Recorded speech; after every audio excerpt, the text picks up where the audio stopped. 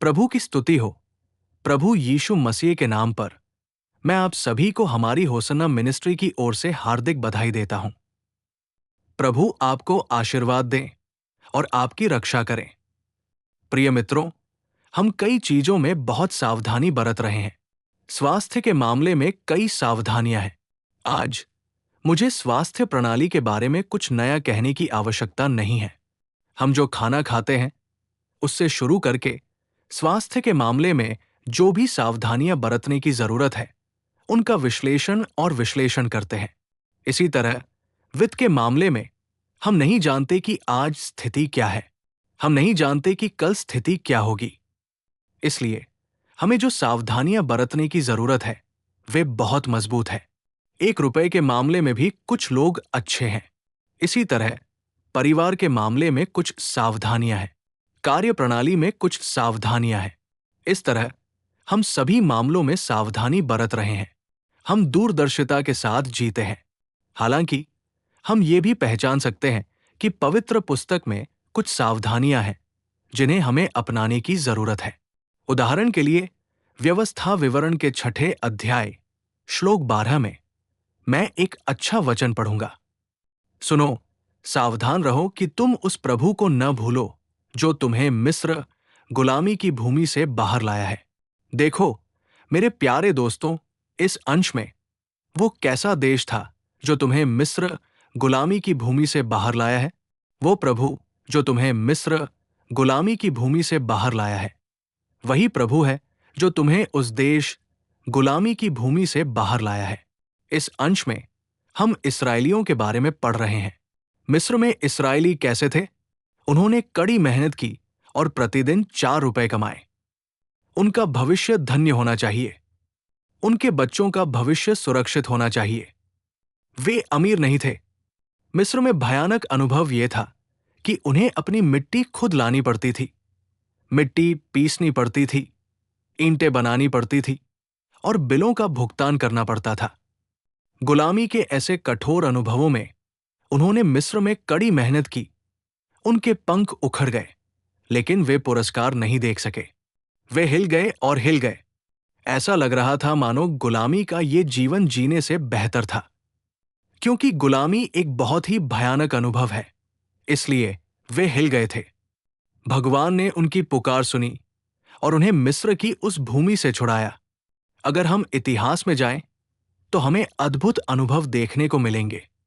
उदाहरण के लिए इसमें 10 दिन, 15 दिन, 4 दिन, 6 दिन लगे। हम सोच सकते हैं कि उन्होंने भी मेहनत की होगी और कठिनाइयों या नुकसानों पर काबू पाया होगा। लेकिन ऐसा नहीं है।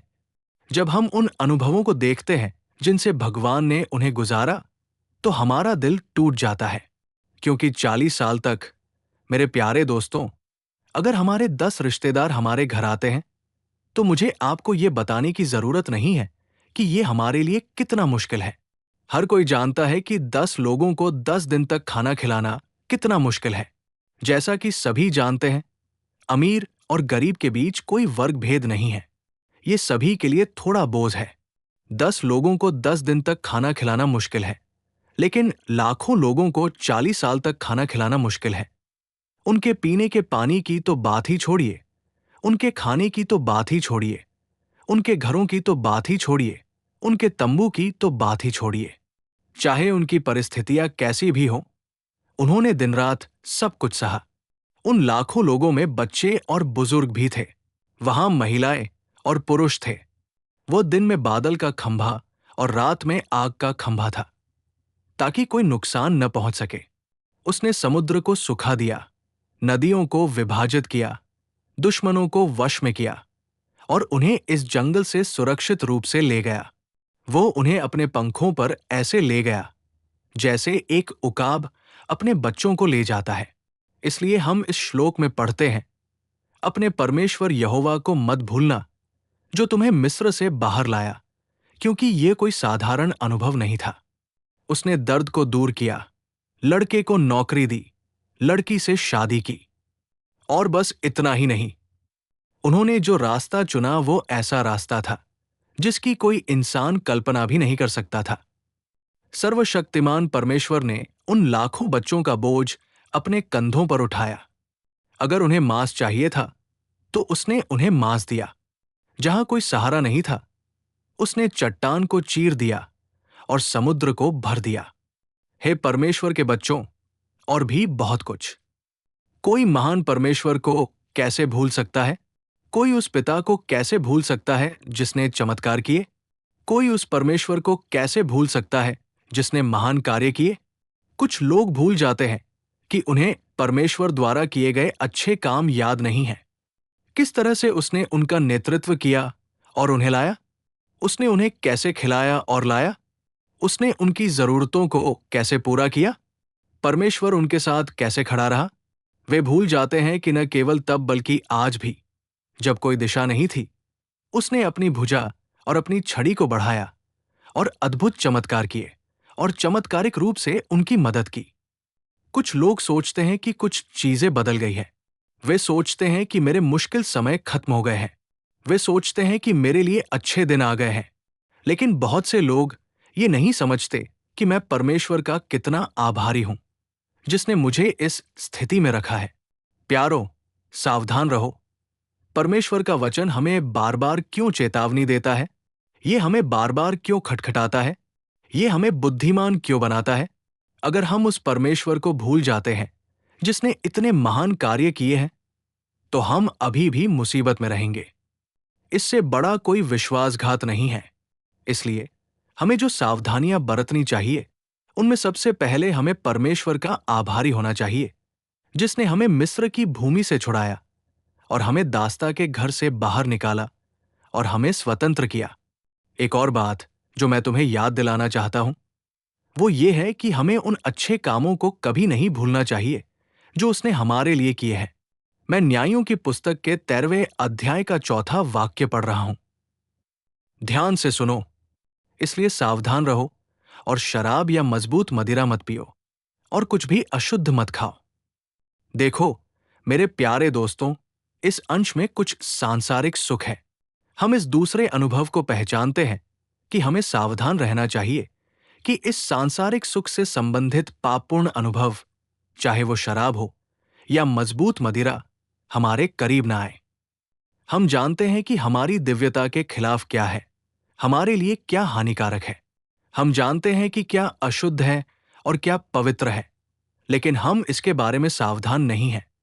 जब एक छोटा लड़का प्रार्थना करने आता है, तो उसे किस लिए प्रार्थना करनी चाहिए? भाई, मैंने उससे पूछा, मुझे बताओ कि कौन सी चीजें हानिकारक है। भाई रो रहा था और कह रहा था, मैं शराब पीना चाहता हूं और अपने दोस्तों के साथ मौज मस्ती करना चाहता हूं। मैं अपने दोस्तों के साथ मौज मस्ती करना चाहता हूं। मैं कुछ आदतों का शिकार हो गया हूं। अब उन आदतों ने मुझे एक भयानक स्थिति में पहुंचा दिया है। अगर मेरे माता पिता को इस बारे में पता चल गया, तो वे बच नहीं पाएंगे। मैं उन्हें छोड़कर उन परिस्थितियों से बाहर आने की स्थिति में नहीं हूं। मुझे नहीं पता कि इन दोनों के बीच क्या करना है। मुझे लगता है कि मृत्यु ही एकमात्र शरण है। युवक पूरी तरह से जवान था। मैंने कहा, आज और उस पहले दिन जो दर्द हुआ, ओह, मुझे ऐसा नहीं करना चाहिए था, ऐसा नहीं होना चाहिए था। इसलिए वचन कहता है, तुम्हें इन चीजों से सावधान रहना चाहिए जो ये पाप, ये सांसारिक सुख लाती है। कुछ लोगों के लिए परिवार में क्या होना चाहिए, क्या नहीं होना चाहिए। आप नहीं जानते कि परिवार के लिए क्या अच्छा है और क्या बुरा है। आप नहीं जानते कि परिवार के लिए क्या बुरा है।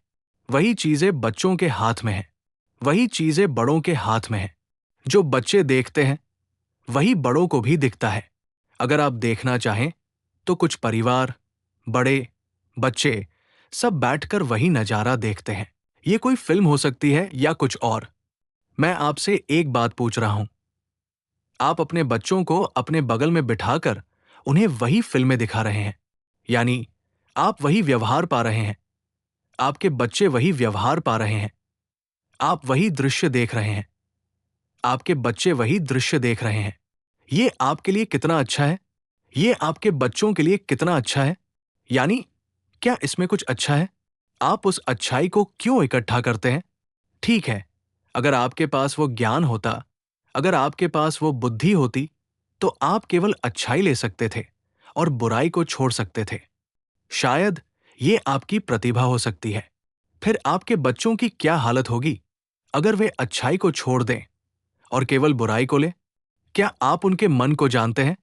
क्या आप एक दूसरे के दिल को समझते हैं?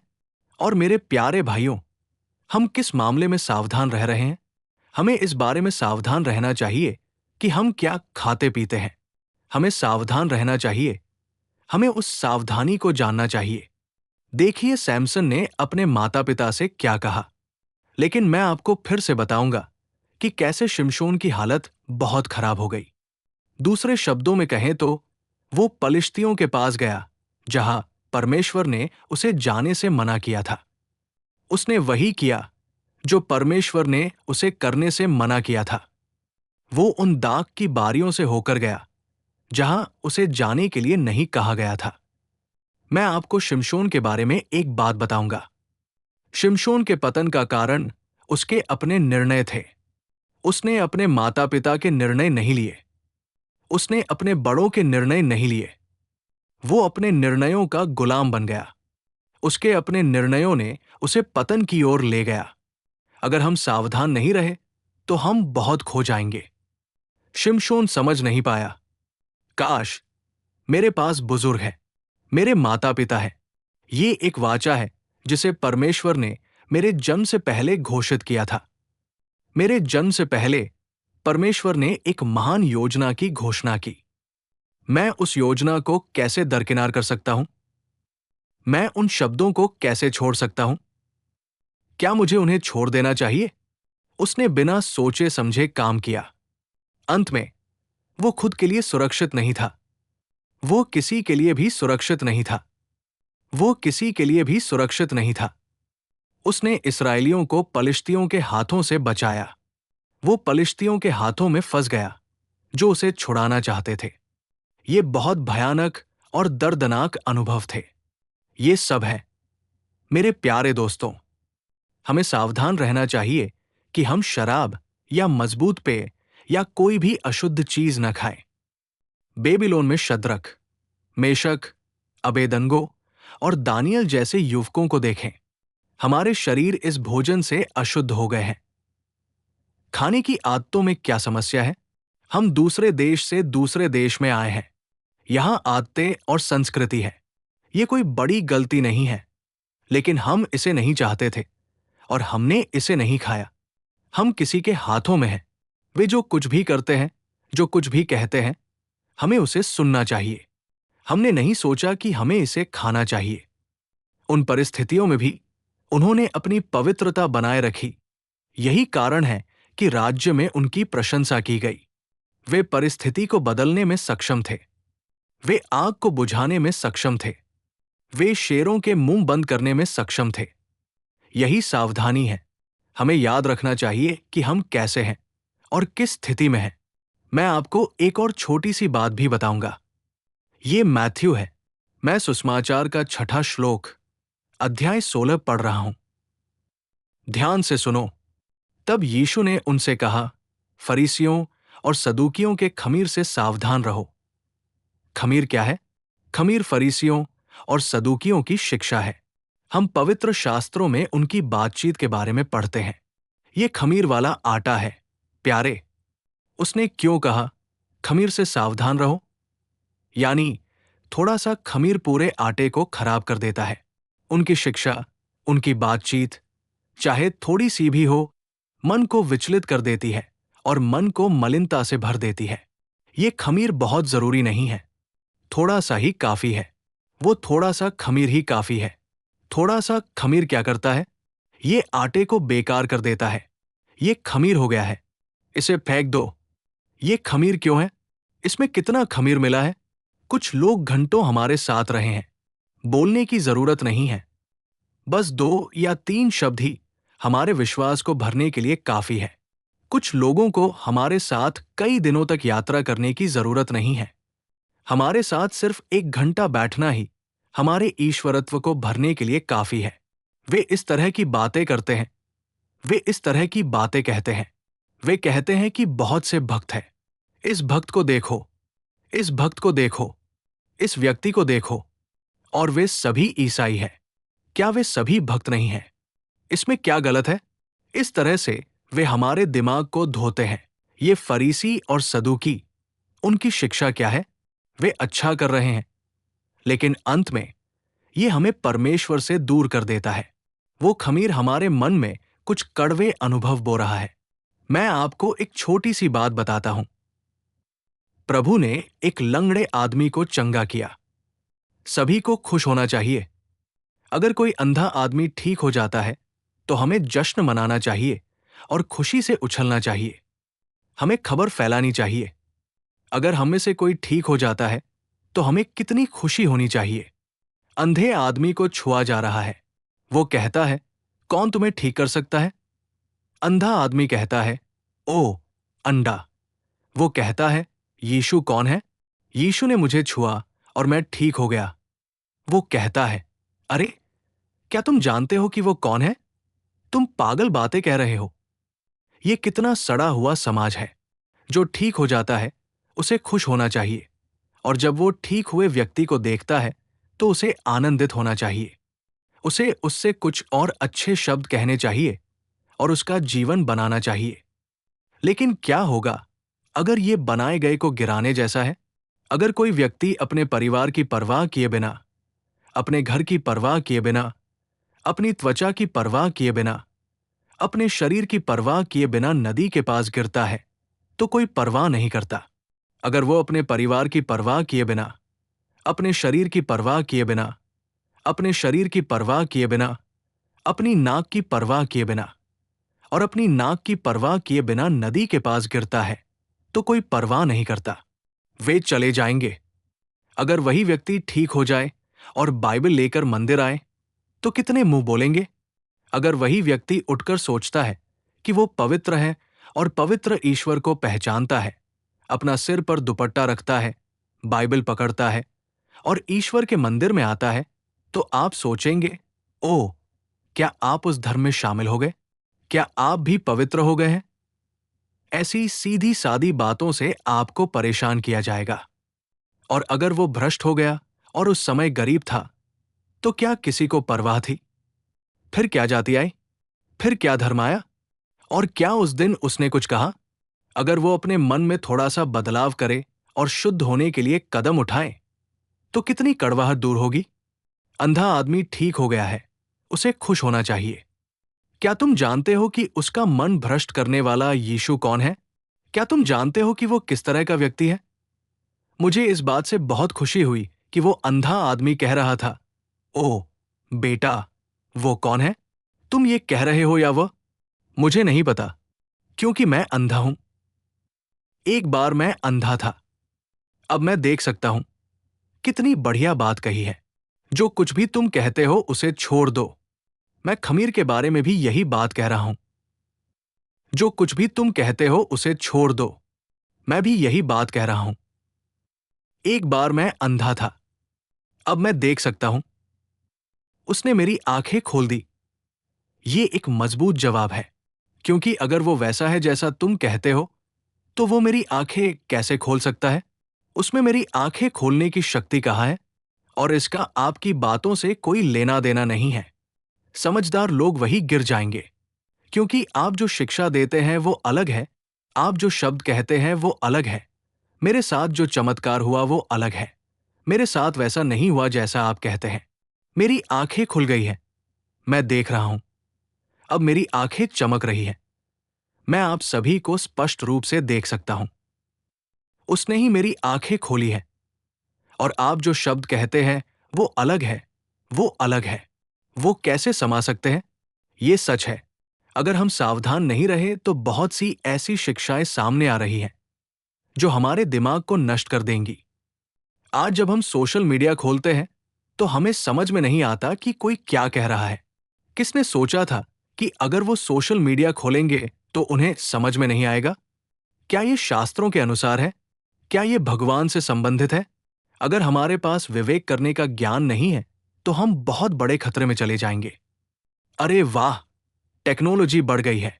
हमें समझ में नहीं आता कि हमें खुश होना चाहिए या आनंदित होना चाहिए कि हमारे पास सुविधाएं उपलब्ध हो गई हैं।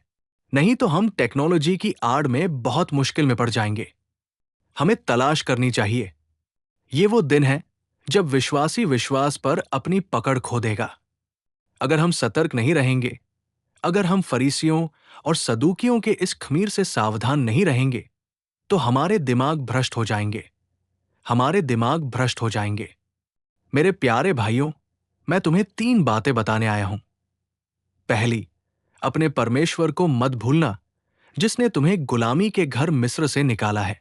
दूसरी, हमें सावधान रहना चाहिए कि हम शराब या अन्य मादक पेय न पिए और ऐसी किसी भी चीज को न छुए जो हमें अशुद्ध करती है। तीसरी, हमें सावधान रहना चाहिए कि हम फरीसियों और सदूकियों की तरह न बने। भगवान इस तरह हमारी रक्षा करें। प्रभु हमें मजबूत करें। आइए हम अपना सिर झुकाएं और एक छोटी सी प्रार्थना करें। प्रभु, सत्य के अवतार, मैं आपका धन्यवाद करता हूं। हम कई चीजों के बारे में सावधान रहते हैं। स्वास्थ्य के मामले, वित्तीय मामले, पारिवारिक मामले इत्यादि। लेकिन अपने आध्यात्मिक जीवन में हम कुछ ऐसी चीजों पर ध्यान देते रहे हैं जिनके बारे में हमें सावधान रहना चाहिए। इस तरह आप हमें अनुग्रह दिखाएं, हमें बुद्धि दें, हमें विचार दें, हमें अपनी सुरक्षा दें, हमें अपनी सुरक्षा प्रदान करें। कृपया हमें दाएं या बाएं देखे बिना अपनी दौड़ दौड़ने दें और आप हमें धैर्य, दृढ़ता और आनंद सिखाएं और आप हमें अपनी इच्छा के अनुसार नेतृत्व करें और आप उन सभी को स्थापित करें जो इन शब्दों को सुन रहे हैं और जिनके दिल निर्णय ले रहे हैं। मैं आपसे यीशु के नाम पर प्रार्थना करता हूं और विनती करता हूं।